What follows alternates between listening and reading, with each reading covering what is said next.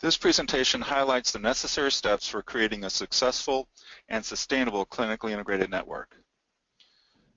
I'm Terry McWilliams, the Chief Clinical Consultant here at Healthcare Strategy Group. I'm joined today by Jerem Bowman, a Senior Consultant with particular expertise in CIN development and execution. You might think it odd that a physician would introduce a presentation on this topic, especially in light of Jerem's expertise and that of others associated with the firm. But our intention is to actually spotlight an important theme in CIN development and execution. Think about and involve your physicians early and often in every stage and phase of network development and function.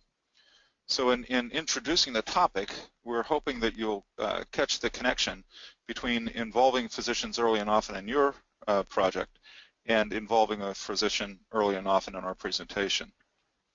The most successful CINs enjoy strong physician leadership and intimate provider involvement.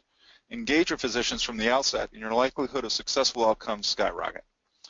With that introduction, let's go ahead and turn to our objectives for today. So first we'll cover the topic of clinical integration, what it is, the strategic value, and meaning why it's important, the core components, the how to do it, and achieving early wins even before you get to the ultimate end product. So Jerem, could you please get us to the heart of this topic and as we run through these agenda items? Yeah, absolutely. Thank you, Terry, for the introduction. So real quick, just jumping into it, before we get into how to deploy a clinical integration strategy, we wanted to level set everyone's understanding of what clinical integration is and how it's defined by regulatory agencies such as the Department of Justice and the Federal Trade Commission. The FTC has a specific definition for clinical integration that they use to determine whether or not a network of otherwise competing providers are sufficiently integrated in order to warrant the ancillary benefits of jointly negotiating fee-for-service contracts.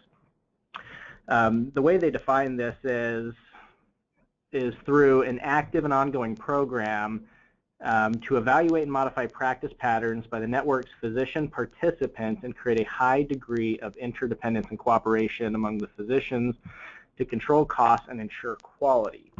So there's really a lot there, but the key words are active and ongoing, modifying practice patterns, and ultimately creating interdependence and cooperation among the participating providers. You know, those are really the key goals, and ultimately what they want to be able to do is verify that you have a legitimate physician-led program in place that's designed to bring to pass the triple aim, the goals of, you know, of decreasing costs, improving quality, and you know, overall improving the health of the population.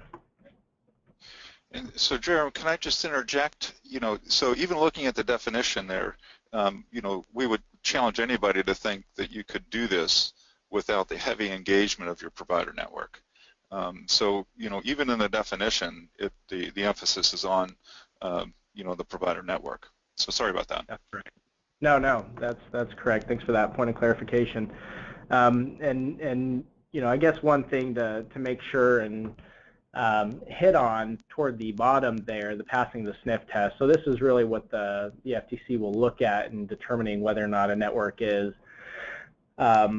legitimate and whether or not it you know, again, kind of warrants the activities that the CIN is pursuing, particularly around contracting. And so, you know, this is just to highlight the fact that, you know, ensuring that there are actual, real, proven and clinical activities that are being developed and jointly pursued by all participants, you know, in order to really manage the population is ultimately the key aim there. So we've provided a checklist, so to speak, that really just highlights the 6 things that we need to be aware of as we build these clinically integrated networks. The the first one is implementing IT systems to measure and report to payers on quality, utilization, and cost data across the network.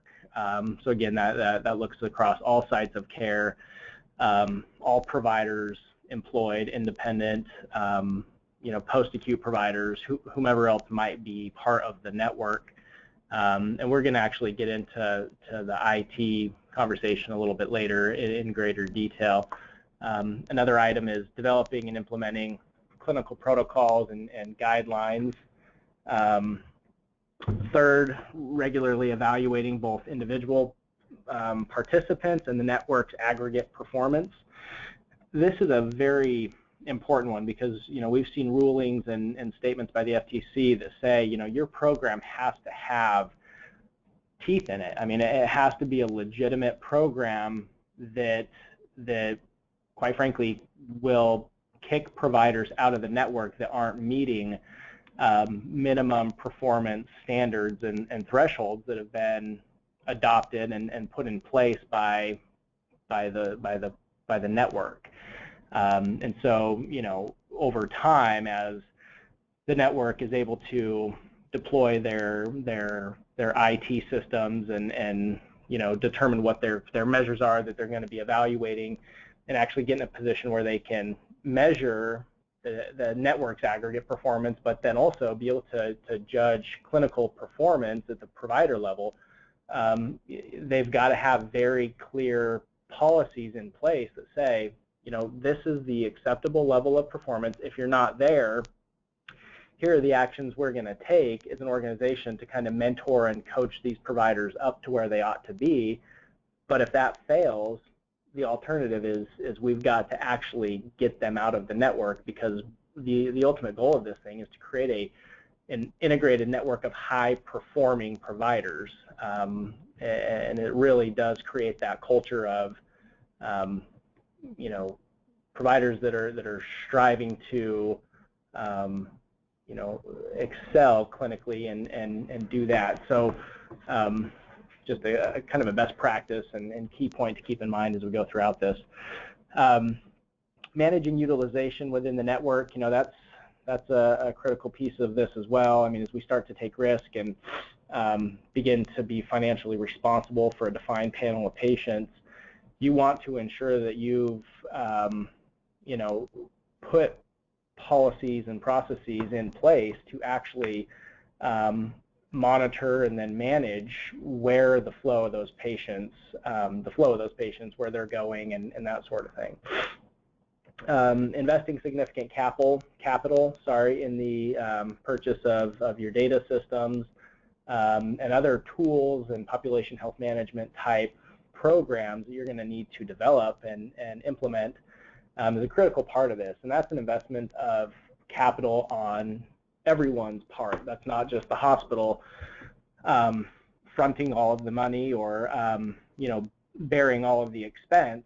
There certainly are ways that they can capitalize and fund the entity, and providers, through sweat equity and other means can offer their capital or their contribution to the network. But it does have to be equal. It has to be a sacrifice on everyone's part.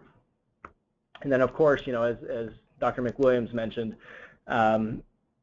ensuring that we have physician leaders that are engaged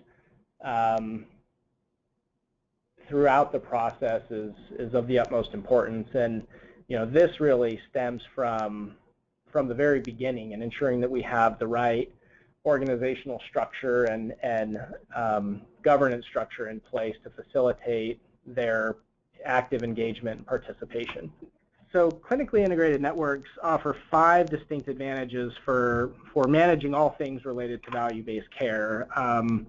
Whether it's more closer alignment with independent community providers, managing the plethora of alternative payment models that are continuing to come down from CMS and other payers, being able to offer a full continuum of services, or having a competitive position and advantage, and being able to benefit from economies of scale Those are all key advantages of clinically integrated networks and clinical integration platforms.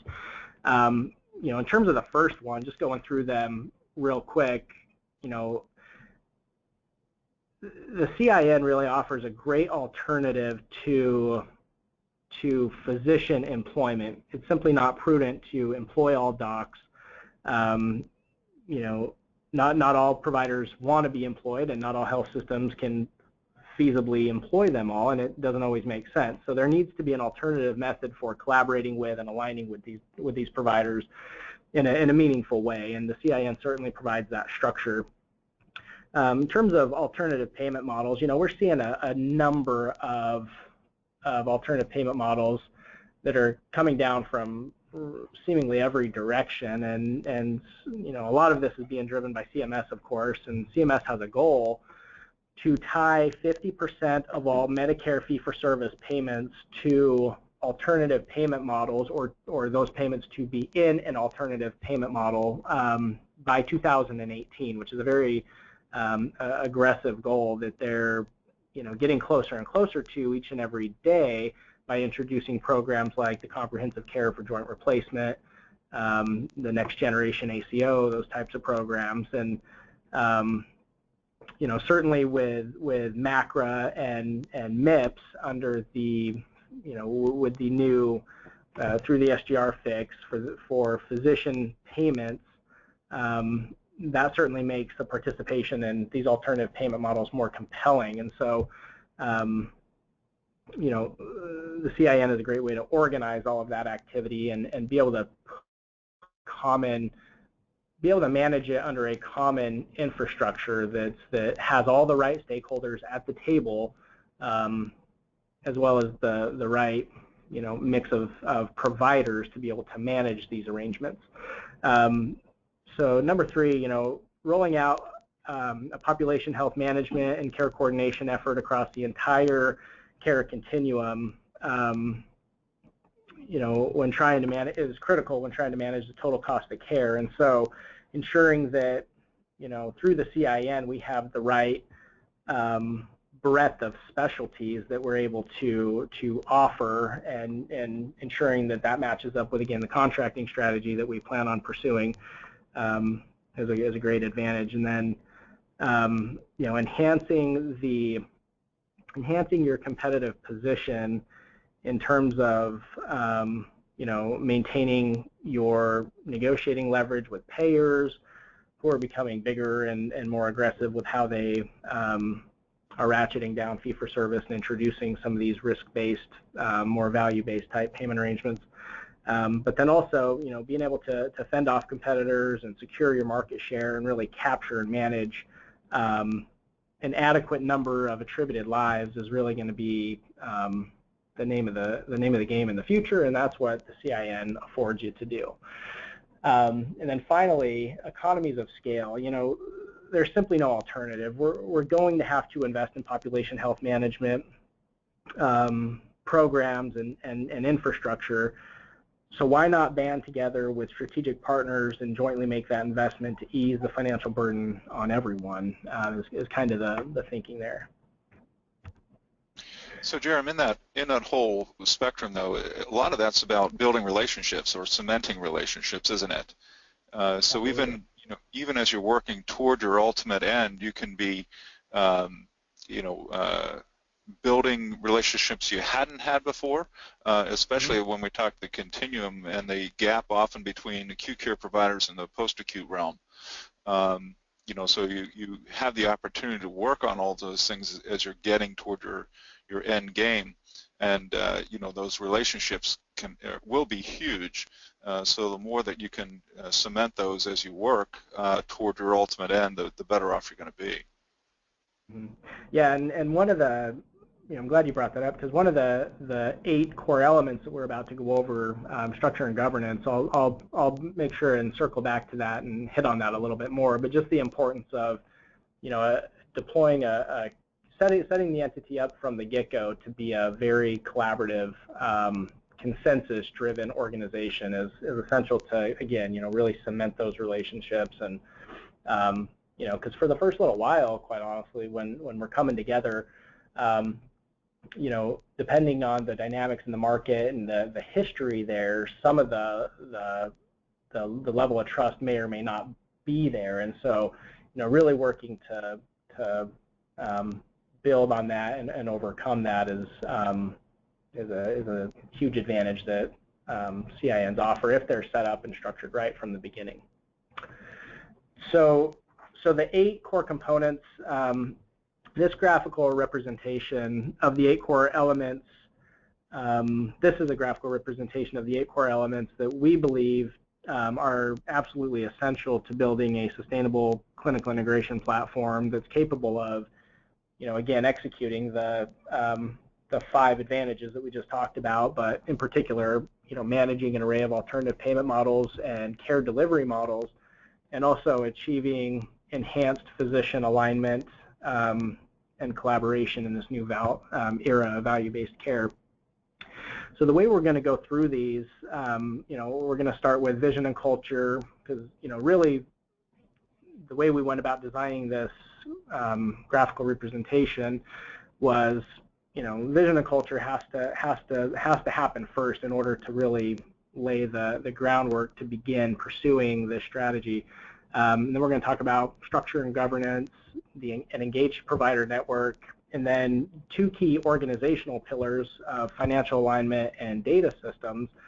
And then we're going to hit on the 3 more provider-driven, well, it's all provider-driven because the providers are tightly integrated into the governance and structure of this, but that are more practice-driven, I should say, the quality program, care management, and patient engagement piece. Okay. So the organizations, basically what we have here is a clear vision and an adaptable culture really are the catalyst to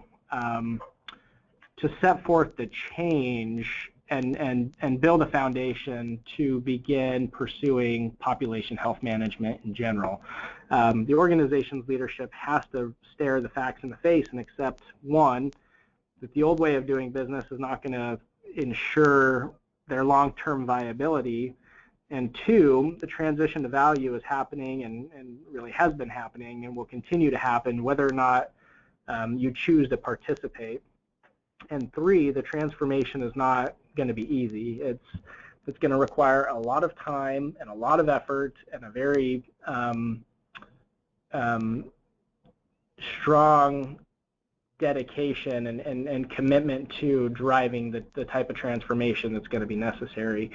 And really, I mean, the things we're talking about now, this is really a cultural shift that requires, being audacious, being proactive, and ultimately, it ultimately requires a new level of comfort with change and ambiguity. So getting to where we're comfortable with the significant organizational changes that must occur to pursue this model really lay the groundwork. And so it also, following a cultural change, it all starts with a vision.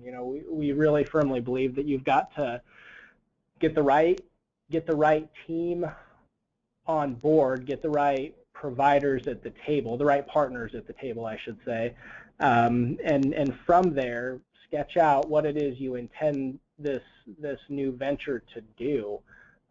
We've provided kind of a vision development checklist here, and this is also one of the things that's in the ebook, among with many other just checklists and kind of tips and things like that. But the first one here is really among the partners around the table, understand and agree what the CIN is and what it is not. What is it we intend this organization to do? What are some potential guardrails that we would need to put in place? Some operating parameters around what it should do and what it should not do.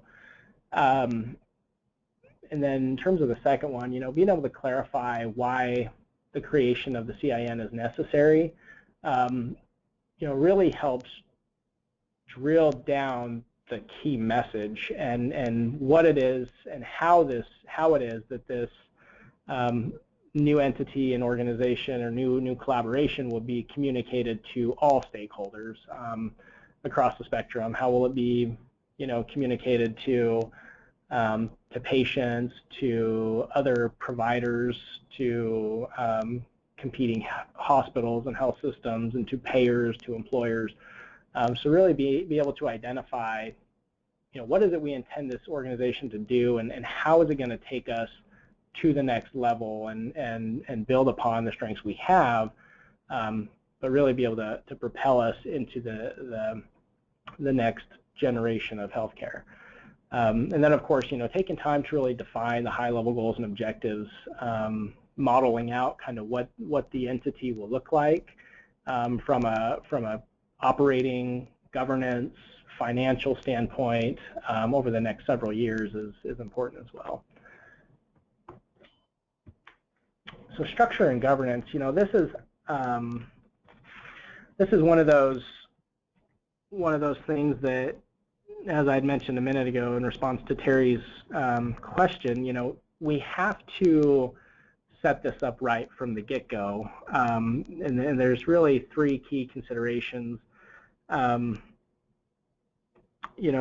we've got to consider up front. The organizational, the governance, and administrative structures that you put in place will really drive all other components of your clinical integration program. So you want to make sure that it is set up in a way that communicates the entity's intentions, in terms of, okay, is it collaborative? Are you putting physicians in a position to truly lead and govern the organization?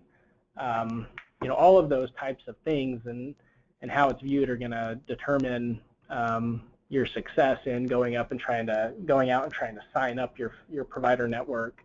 They'll want to look to the model that's in place to govern the organization. So looking at the three key areas, the organizational structure is more the, let's make sure and engage the attorneys and figure out what the appropriate legal structure is, what the ownership structure ought to look like.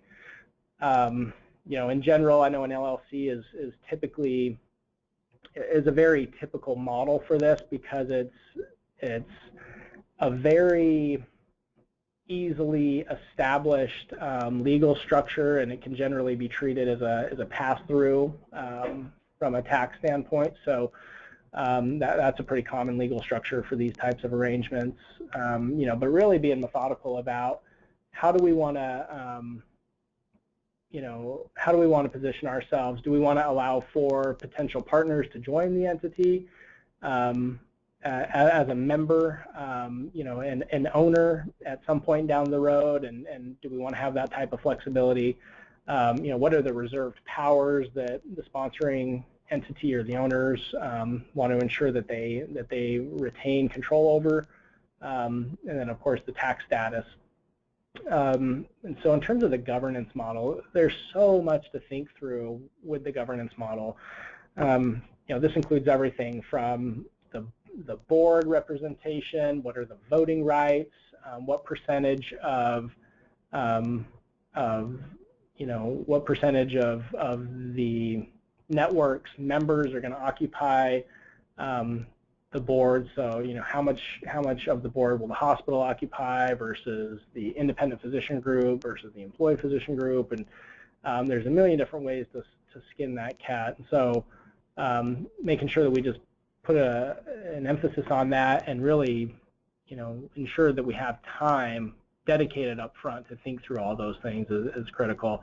The committee structure is really where we want to be deliberate in terms of making sure that we have the right number and mix of members on each of the committees. So first of all, what is the committee structure? Which committees are we going to need in place to kind of facilitate and execute the objectives of the organization?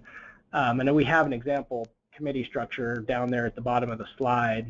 Typical committee structure is really are really those four committees: the finance and contracting committee, a quality committee, quality or a clinical integration committee, whatever you want to call that, and then a data systems or an IT committee, and then more of a provider advisory type committee that would look at, compliance and all those sorts of things, participation criteria. But again, being methodical here with the governance model and making sure that we have the right number of docs versus hospital representation. We have PCPs that are represented throughout the committee structure and on the board, as well as the right mix of specialists that are represented as well. One thing that we went through in my previous organization that I helped build a clinically integrated network for was, the importance of making sure that it was a consensus-driven organization. So, the CEO at the time was very deliberate in saying that, we need to have, it all needs to be pretty much equal. We need to have unanimous approval across the board, which was occupied by, equally by independent physicians and employed docs and the hospital. But ultimately, we need to, on all major decisions that come before the board, we need to have consensus. This thing's not going to work if we're not all in it together. And that was the way they decided to structure themselves, and it's proven very effective. So kind of a key takeaway. And then really quick, the administrative structure, this is really, looking at the appropriate staffing model that we need to develop and deploy, really assessing our current population health management capabilities. What do we have in place that can be leveraged within the CIN? Where are our glaring gaps where we need to, make sure and bring in an entire, new program or staff to operate that function if we don't have it. There's a lot of services, kind of just core operating services like HR, legal, accounting, contracting, things like that the hospital's already doing that can easily be, essentially a purchase service within the CIN, and they can leverage those capabilities. But really assessing, do we have adequate number of care managers already in place? If not, how many do we need to add? With the new IT and technical systems that we're going to need to put in place, and the management of the flow of all this new data, do we have the right technical folks on board? If not, what are the requirements for those people, and how do we get them on board? So keeping all of that in mind.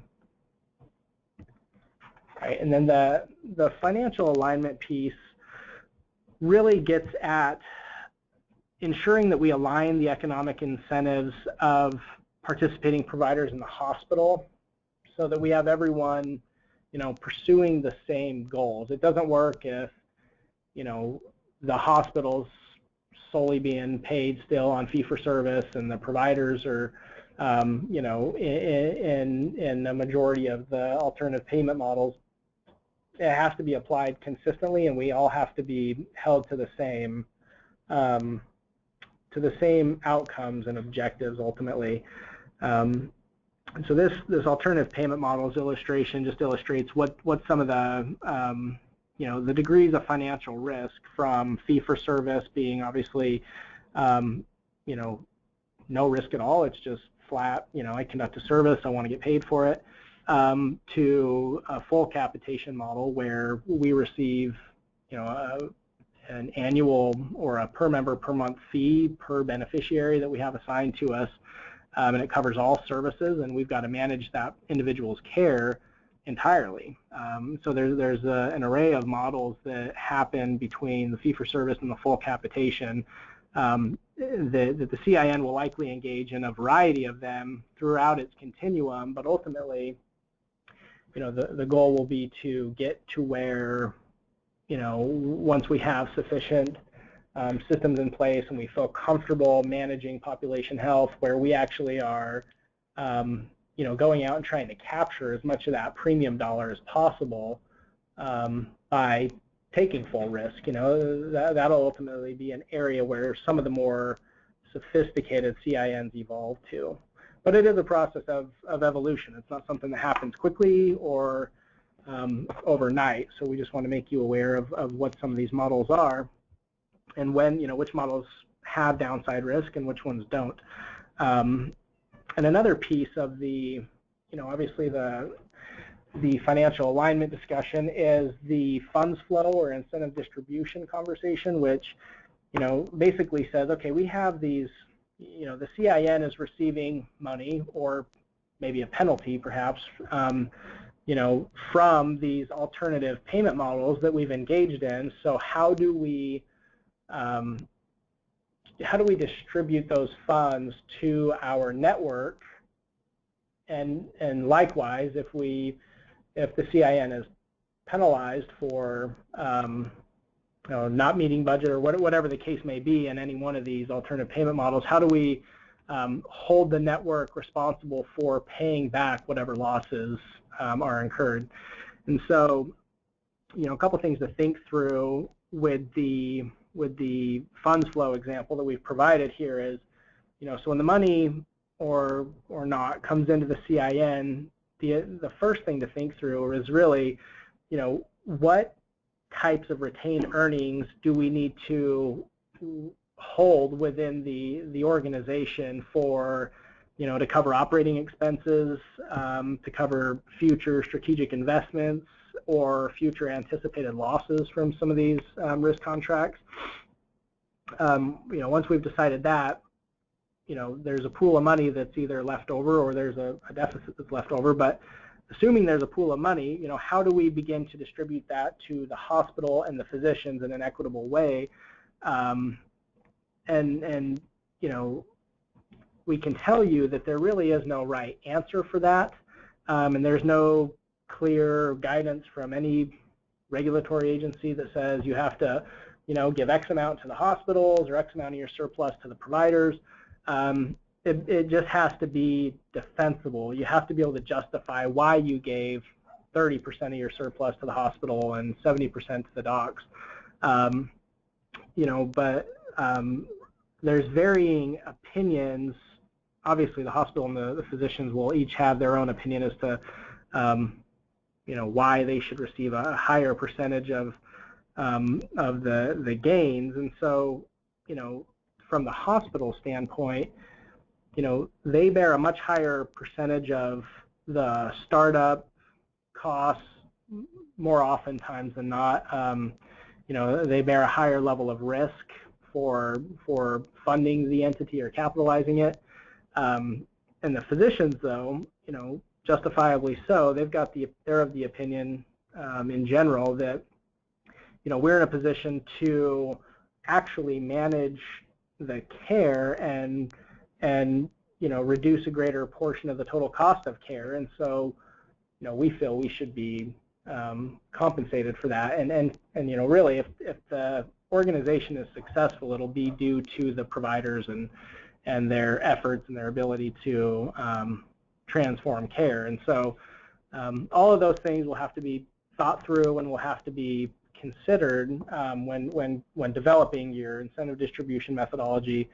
But just know there's really no surefire solution or formula out there.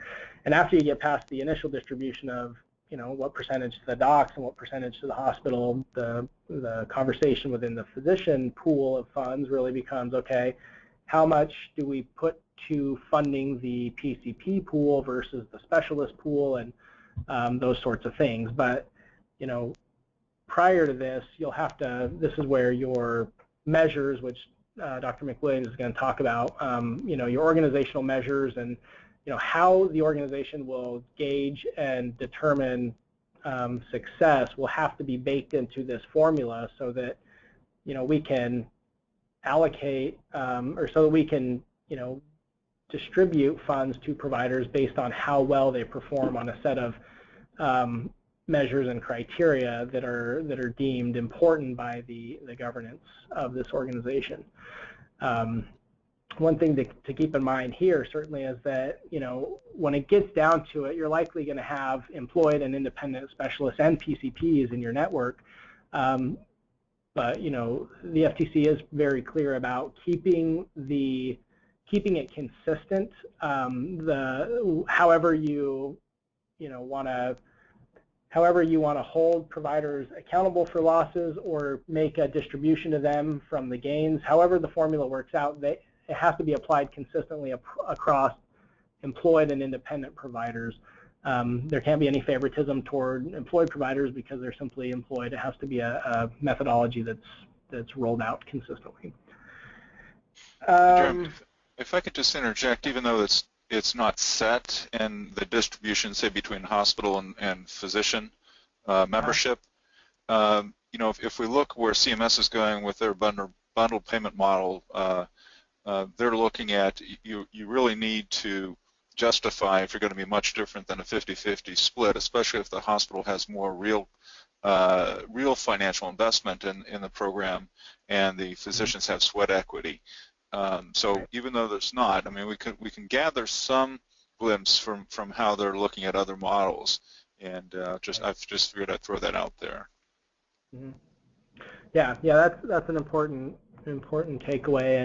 And one other thing to note here throughout the during the incentive distribution development phase, one thing that we experienced in my previous organization was ensuring that if the hospital is going to be the one that essentially funds the organization from a purely monetary standpoint, they have to be paid back and made whole essentially before gains can be distributed to providers, because they were a tax-exempt entity, and the guidance around tax-exempt entities providing a disproportionate benefit to for-profit entities is pretty strict. And so ensuring that you do engage some legal counsel to oversee this and make sure that to essentially bless your methodology at the end of it is a recommendation as well. But yeah, there's a lot to think through with that.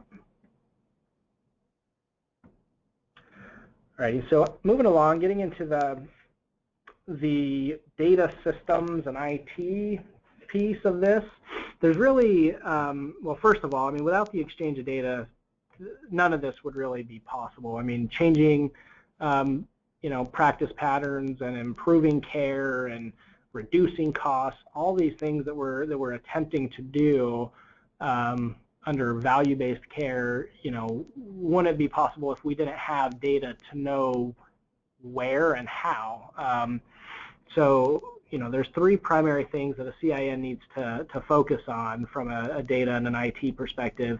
The first one is having the ability to really collect and integrate all different types of data. This is clinical data from your network providers that are more than likely on disparate EMRs. This is, or if they're on an EMR at all, there are a lot of challenges with that. This is claims data and financial data that needs to be received from payers and employers. Secondly, ensuring that we have sophisticated analytics to make sense out of the mountain of data that we're going to receive in order to be able to drill down to specific patient level data to target cost savings and identify high cost patients that we need to enroll in our intensive care management program is critical. So there's really from an analytics perspective, there's being able to tie all those different types of data system, or all those different types of data to a common patient in a common patient record, so we can get more of a longitudinal view of a patient. But there's also the need to be able to monitor and evaluate, again, the physician networks, the provider networks, aggregate performance, and individual provider performance in order to discern high quality and low cost providers from our low quality and high cost providers. Because again, back to what we mentioned several slides at the beginning, having the ability to put programs in place to essentially improve the performance of providers is a chief aim of your clinically integrated network. So you need to be able to have the data to identify those guys. But then again, it's going to be a cycle and a process of showing them the data and getting them to understand it and believe it, because that's not an easy pill to swallow, to say, hey, you know, here's where you're at in comparison to the rest of your peers. You know, your physicians will likely shoot holes in it, and they'll want to understand it at the granular level. And so ensuring that your data is valid and that it's clean is critical. Finally, you'll need the means to send actionable data to the end user so that they can actually begin, you know, making enhancements to patient care, or you know, there's several different front-end users that are going to need to be able to view and act on the data that that again we collect and integrate, and then we analyze and put into a usable format. You know, these are care managers, these are physicians, these are the office managers. These are your governance committees that want to look at performance as a whole. You know, we very strongly recommend, and Dr. McWilliams is going to get into this in a minute, but you know, the sophistication of your data system is going to be integral to how well you're able to put together a concise performance scorecard on your network, to be able to see, you know, how well you're performing on a set of quality measures and cost measures and those things, because ultimately you want to be able to take that, you know, take a very concise report card and you know, be able to show that to payers, employers, other providers, to be able to demonstrate the value of your network. So again, your data systems underlie all of that and will make that possible. So this is one of the areas that certainly takes, you know, probably a good chunk of the time during the implementation phase to be able to roll out effectively. But again, it's, you know, it's not an overwhelming, insurmountable task. It's one of those things that will take time. It's an ongoing, evolving process, and you've got to be patient with it, that's for sure. So I'm going to turn the time over now to Dr. McWilliams to take us through the provider network discussion. Thanks, Jeremy. So again, looking at our model there, we have at the base of our functional outcome element, the actual operational aspects of the CIN, is an engaged provider network. And that's key to the maximum benefit of our outcomes. In looking at your engaged provider network, one of the hallmarks is selectivity. You really want to have a provider network that's a cultural fit, that fulfills the continuum of services and has the qualifications and background necessary to drive process improvement and the functional outcomes that you hope to attain. So knowing or establishing the behavioral norms and expectations, listing those expectations up front, so at the time that you start identifying and developing your provider membership, you really want to set the expectations of what they need to fulfill right up front. And in looking at that, you look at their clinical quality, their technical capabilities, what resources they have now, and especially in the primary care world, if they already have PCMH recognition, then they're going to be likely a very good fit for what you hope to accomplish in your CIN. If they don't have PCMH recognition, how cognizant are they of the tenets and principles behind it, and how willing are they to work toward it? Because really a lot of the elements in that recognition process is not just to satisfy regulations, but it's to have the functional outcomes you need to have a successful network. Just one more comment on the continuum of services. We often don't fully recognize the impact of post-acute providers. Home health, subacute, long-term care, and others will be necessary in our in the breadth of our reach in the CIN, and having them on board as opposed to trying to reach out and deal with them on an episodic basis can make a big difference in the ultimate outcomes that we hope to attain. So let's go down each of these elements: quality, patient engagement, and care management, which are three of the major pillars in affecting our desired outcomes. As we look at the quality program, it will be very much akin to what you're doing in your hospitals, in your provider practices, in co-management arrangements, and even in some of your current payer deals.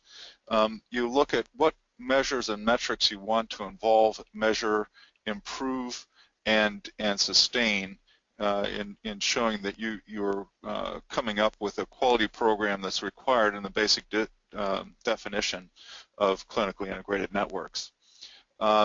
Very often you might start with things that you're already doing, already have a baseline of performance for, so that you know where you're going and how to get there. Clearly CMS has developed 33, now 34 for the coming year, ACO metrics that really look at areas that you can drive improvement. The second facet of that is if you're already performing at a high level with the metric, then that's not going to be one that you're going to pick for an improvement measure. It has to really have a quality improvement aspect to it, something you can drive and put into the PDSA, the Plan, Do, Study, Act process to monitor the outcomes, tweak a bit to get further improvement. And then in the end, the ones that really become maintenance indicators, retire those or move those down in your dashboard and move others up in the improvement cycle so that you can show that you're improving quality, again, one of the definitions in the FTC model. Everyone needs to be on board. Everybody needs to have ongoing reporting, as Jerem mentioned in the analytics piece, of their performance and actual work showing improvement in each of the measures selected. Alrighty. Terry, if I could interject, yep. If I could interject one thing here. So, something that's very, very frustrating, I think, in the early development of a clinically integrated network is the desire to work with payers to get them to, change. Well, to basically get them to adopt whatever measures the CIN deems are important.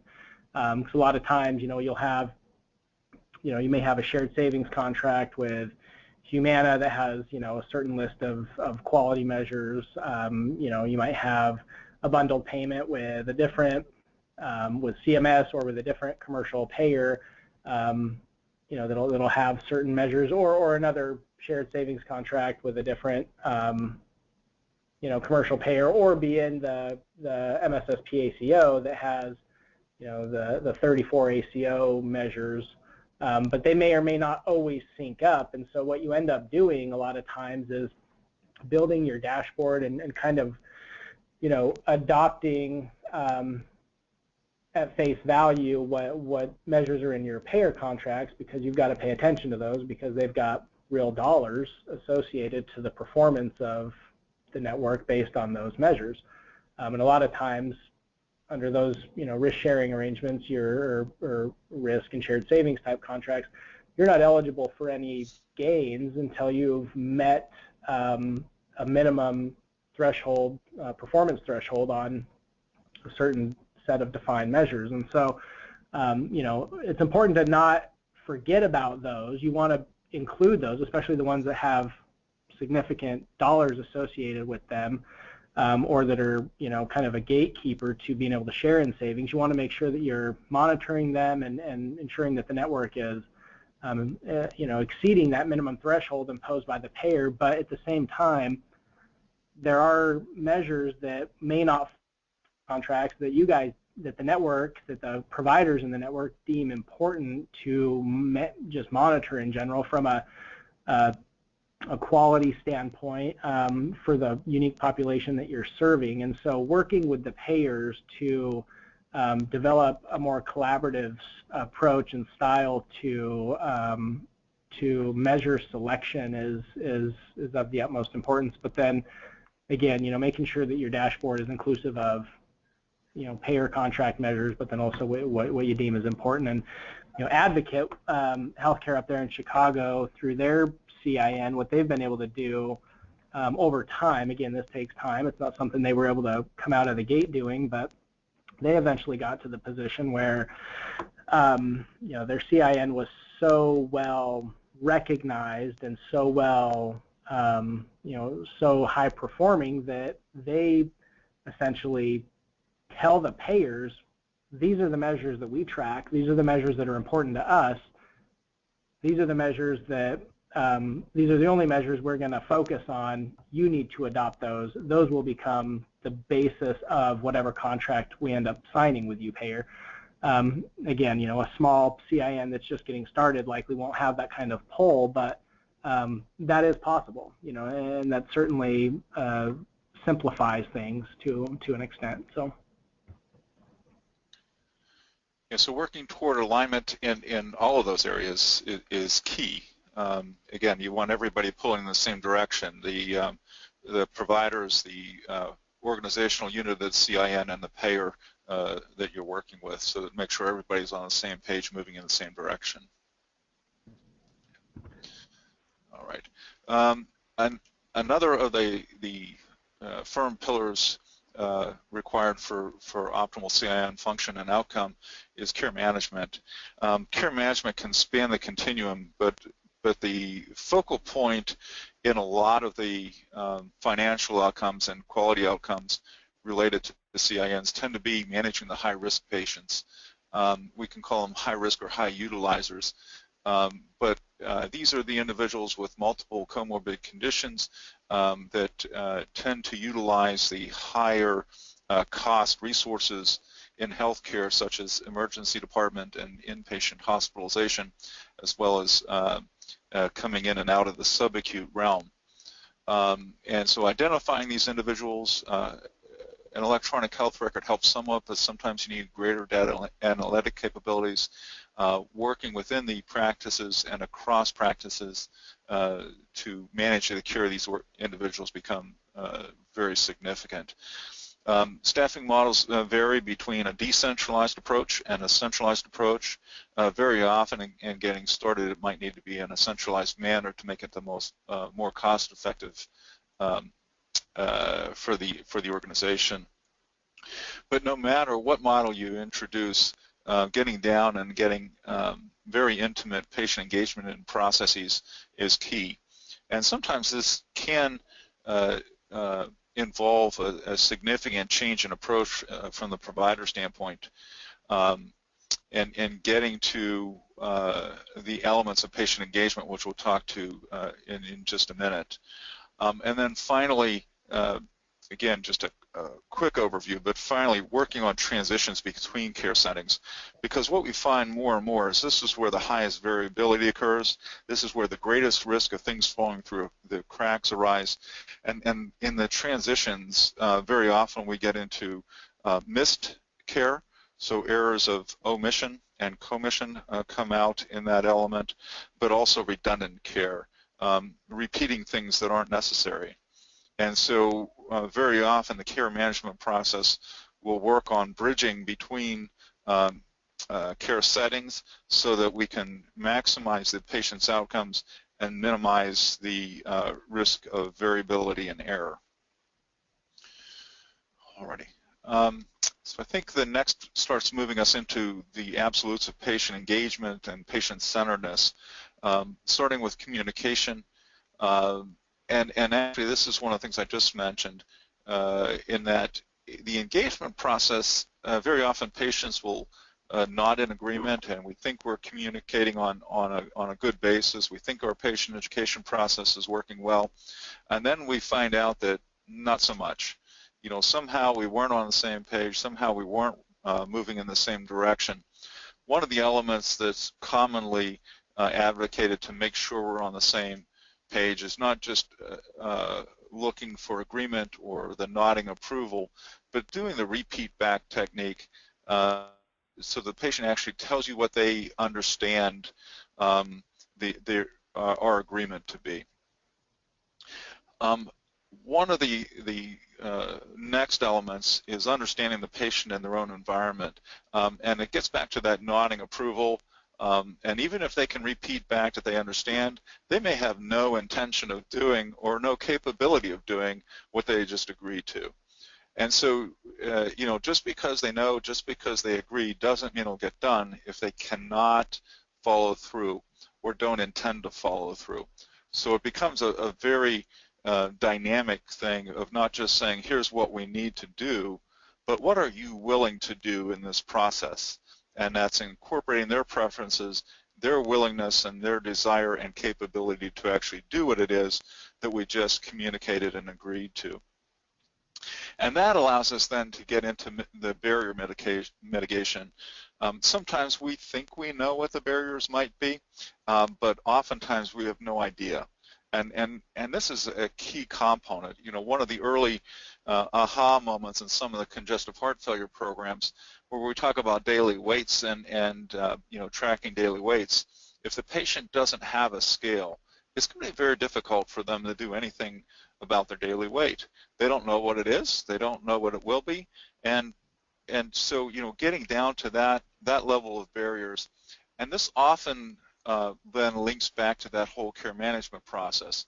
So not just the highly complex, but almost every patient can benefit from working down to the level of what do we need to be able to have patients be willing, understand, and be willing to and able to carry out their part of their care and play an active role. And they may need more resources to figure out how to do that, and we need to be able to help them with that. And if we can do these three things, then we will definitely further our abilities to have the types of patient outcomes that we're trying to achieve, that'll be beneficial for the patients, beneficial for the CIN, and beneficial for the payers. So with that, Jared, let me turn it back to you to wrap all this up.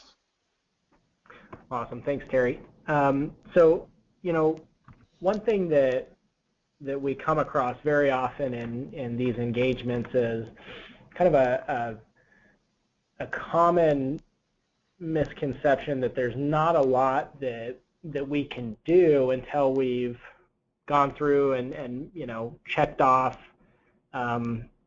you know, the FTC's criteria and met their formal stamp of approval. You know, there really are immediate advantages gained by pursuing a clinically integrated network, and the three that we wanted to hit on are strategic positioning. So the instant you begin having these discussions and identify the physician partners and provider partners that you want to bring into the network and develop this with, you know, you're giving those providers you know, everyone's getting a seat at the table, and you immediately, you know, create this synergistic organization that allows you to, you know, begin positioning yourself for the future, and one that, you know, definitely sends a message depending on what message it is you're wanting to send, but it ultimately allows you to begin to collaborate with those providers in ways that you previously weren't. The second advantage that you can take advantage of immediately is you know, a variety of contracting opportunities. You know, the FTC really only becomes concerned once the network is attempting to jointly negotiate for fee-for-service rates. That's when they want to. That's when the FTC wants to make sure that, okay, you know, again, going back to our first couple slides, is this a real program? Are they actually clinically integrated, or is this just a front so that they can begin, you know, increasing their leverage over payers? Besides that, there's a lot of other contracting initiatives we can pursue early on. You know, one of them is obviously entering the MSSP ACO. You know, another one is entering some shared savings or shared risk with commercial payers. And then finally, obviously we touched on this a little bit ago as well, but just benefiting from the advantage of scale when you pursue this strategy, and everything that we just talked about, jointly with other partners will be of tremendous benefit. And so I wanted to make sure and point those things out as you begin to think about this, and you think, okay, well, great, spend a couple years putting a program in place, all the while I'm not able to notice any real value from it. That's simply not true. There's a lot we can do from the get-go. So finally, we wanted to make you aware of our this webinar was based on our recent publication, Succeeding in Value-Based Care, Building a Sustainable Clinically Integrated Network. So within this free guide and free ebook, there's a lot more of what we just went through. It really contains a lot of tip sheets, checklists, and just tips and best practices that you can take advantage of while you begin down this road. Other than that, we want to thank you so much for your time, and thank you for tuning in, and we really look forward to you joining us on another webinar.